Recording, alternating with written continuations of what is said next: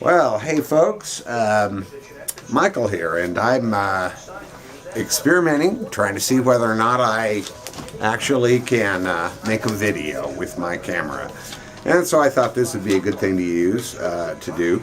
Back on Christmas Day, actually, Steve Darr sent me, or packed up at least, that day. I think he probably put it in the mail the day after, or maybe the day before, I don't know. 5 records, with a little note here. He said, Michael, hope you were serious regarding comments regarding bluegrass music. This is all local Okie stuff. Sealed records found during local bids over the past few months. If you don't like these things, sorry. Steve Darr. And Steve, I do like these things, and I really appreciate you thinking of me. I had a great time listening to all of these, and I finally finished listening to every one of them today. I wanted to really go through them all. Actually, only 3 of them are truly bluegrass, and that would be these 3. The Bonham Brothers, 2 generations. Really good stuff here. These, the 2 older brothers and the 2 sons of one of the brothers. I don't know that they've made many or any other records, but this is a darn good record, actually. You can tell that the experience of the banjo and fiddle players, the older 2 guys, really shine through, and they really help guide the rest of the band. While the 2 boys on guitar, and very well played too, by the way, and on upright bass, really do a good job. Probably my second favorite of the bluegrass records. This one here, a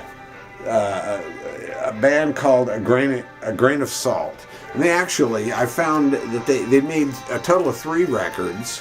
And since then, they've gone on, they call themselves Western Heritage, Rocky Mountain Heritage, something like that. The original guy who kind of put the band together to begin with, Steve Youngblood, is not in that at all. They're good, very good. More modern bluegrass, kind of slick, real fast, and a little bit, Hollyville, Nashwood, but good, and they're from Colorado, actually, but very good. Certainly competent musicians, but the kind of guys that you could see doing, big shows and all that. Kind of slick, not quite as much to my taste as Umi and the Good Timers. Umi, I don't know how to pronounce it. This is the real deal here, by God. And when I say by God, I mean that very seriously. This is a gospel bluegrass group. And as far as I know, that's all they've done. I couldn't find a whole lot about them, but there's the real feel here. It's raw and kind of rough, vocal styles very, very kind of backwoodsy, very enjoyable record. Of them, of the bluegrass, this is the one that's the real deal. Here's Umi right here. Hope you can see him. He kind of looks to me like what Burl Ives wants you to think he is. Well, Burl, here's the real deal right here. It's kind of a family group. Really good stuff. Really enjoyed it. I will definitely play all 3 of those again. This is a split LP, actually. They're a married couple in reality. Ken Holiday, that's his stage name, and Nancy Jo Garton. And their name is actually Garden, and this is on the G-Bar label, and Ken and Nancy Joe own a ranch in Oklahoma, or did, last I heard. This isn't bluegrass. This is straight up country, old school country. And all of these, the most recent one was recorded in the 80s, in the early 80s, and most of them were recorded in, this is one of the older ones, I actually think. She did also make a single, something about our last cigarette or something, and some down on your luck kind of ballad, country ballad that I read about on a blog. Some kind of smug, self-satisfied guy basically making fun of this couple. And the truth is that they're damn good. This is a damn good record, actually. But it is real classic. If you don't like the real deal country, you wouldn't like this. He is styling, ain't he? Ooh, cutting a fine figure. Gotta love that hat. Gotta love that hat.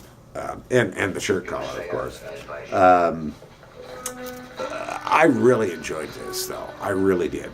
I hate country pop. I absolutely despise almost everything I hear out of Nashville anymore. This is the kind of thing I like to hear. And this was undoubtedly done as a kind of a vanity thing, He did produce some other stuff and what have you, but anyway. But the record that I really loved the most, and that I know I will play a lot, anytime I'm wanting to get my Texas swang on, Walt Roberts plays Milk Cow Blues. This is kick-ass. This is kick-ass. Walt, it says right on here, featuring some of Willie's own former Texas Playboys. I did a little research about this guy, found out a couple of cool things, interesting things, and mysterious things. He played with Asleep at the Wheel at one time. I know this because there is on file an interview on National Public Radio with Asleep at the Wheel done back at the time that they were they had this play that they did about the life of Bob Wills, and he was with them at that time. He's in the interview with them, but I can find no reference to him about him on Wikipedia, on Googling. He just kind of seems to have disappeared. I also know he made another album. I mentioned those. Grain of Salt had made 2 other albums that I know of, all in the 70s. Golly, he just kind of disappeared. Well, I found out a few things, though. He was also a politician, state politician, I believe. And I don't know. I think unless there are 2 Walt Roberts, Oklahoma politicians, he might have gotten indicted for doing some hanky-panky illegal, fundraising. And maybe that was the deal. But this is some really damn good Texas swing, honky-tonk, music, and it is great. It is absolutely great. There are some vocals on some of it, and some of it's instrumental. I didn't go through and find out who of these guys are actually former members of the Texas Playboys, but a couple of the guys who play on here are. And it was recorded in Chandler, Oklahoma at Gillian Recording Studio, owned and operated by Russell Gillian. But what I'm going to say about it is that this is really great stuff. And I love Texas swing. If you like Texas swing, you like Bob Wills, you would like this. Another guy you would like a whole lot, who I don't have the CDs sitting here, so I can't show them to you.